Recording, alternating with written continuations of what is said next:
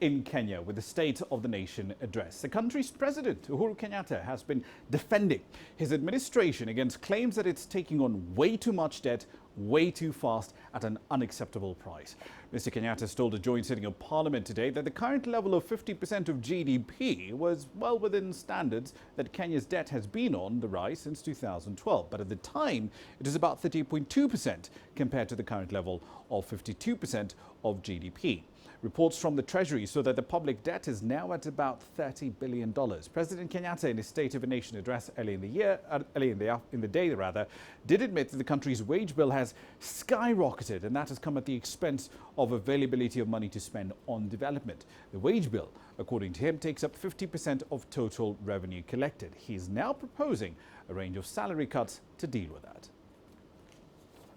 Allow me to address myself to one of the biggest challenges and indeed threats to our economy and national well-being. That is our public wage bill. Our wage bill threatens to destroy our development agenda as a nation.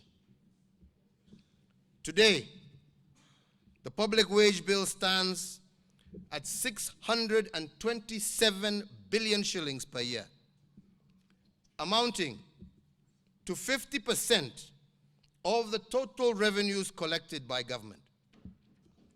This staggering amount is used to pay the salaries and allowances of 700,000 public officers, including those of us who are here today.